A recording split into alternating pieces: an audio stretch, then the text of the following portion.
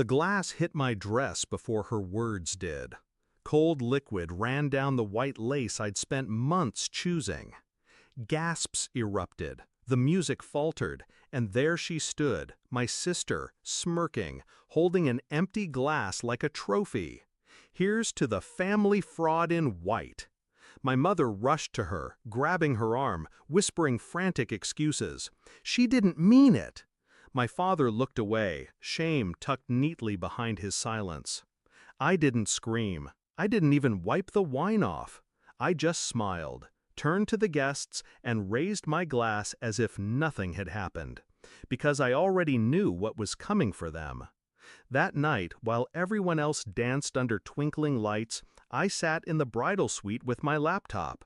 The wedding dress, still stained, lay across the chair. My hands were steady, my mind razor sharp. I froze the shared account. Not the one with my husband, ours was untouched. No, this was the family fund, the account I'd been forced to contribute to since I started working. My sister's tuition, my parents' vacations, their endless emergencies, it had all been siphoned from me. They thought I was their golden goose. They never realized the goose had teeth. I wasn't always their enemy.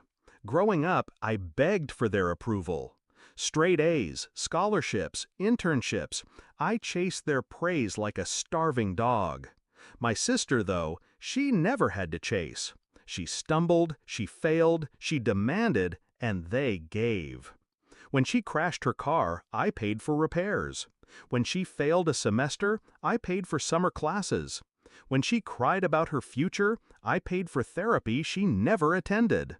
And when she got into a prestigious university, they turned to me again. You'll help, won't you? It's family. I wired the tuition. Quietly. Always quietly. But love rots when it's one-sided. And loyalty dies the day you're humiliated in front of 200 guests on the one day meant to be yours. That was the day I stopped being their daughter, their sister. That was the day I became their reckoning. The freeze hit instantly. By morning, automated payments bounced. Rent, credit cards, and most importantly, my sister's tuition installment. At 9:30 a.m., the email landed in her inbox. Enrollment withdrawn. Payment failed. By 9:32, my phone was vibrating. My mother's voice, high-pitched, frantic. "What did you do? They've withdrawn her. She can't lose her place." I let her scream. Then, calmly, I said, "I didn't do anything. I just stopped paying for people who spit in my face." Silence. Heavy, suffocating silence. Then the sobbing started. But my plan went deeper than one frozen account. Weeks earlier, when the resentment finally crystallized into resolve, I began preparing.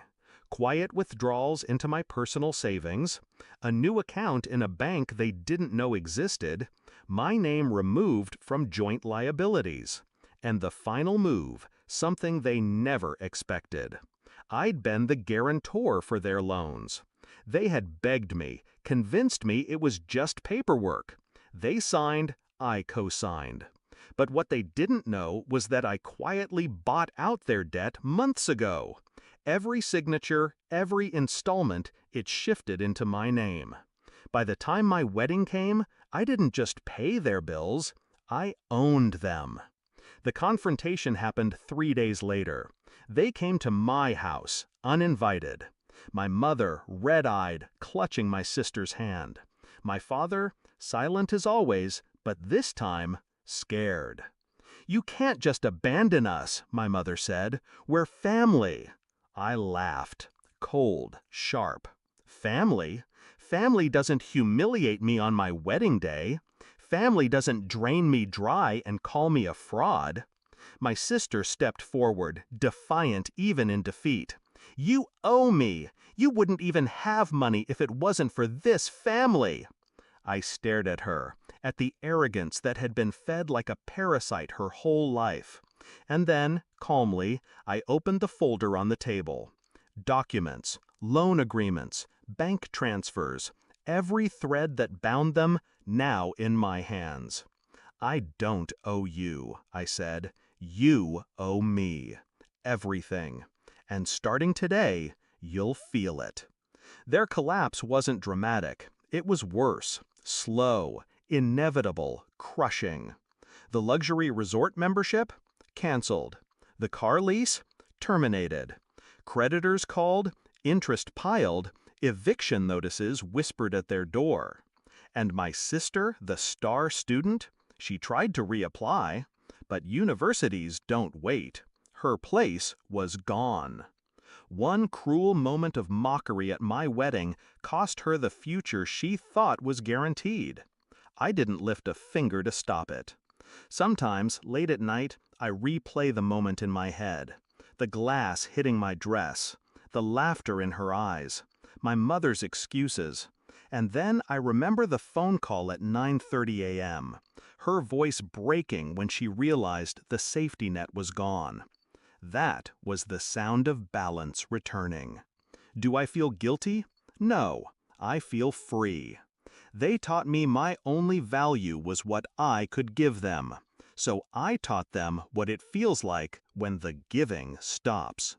They thought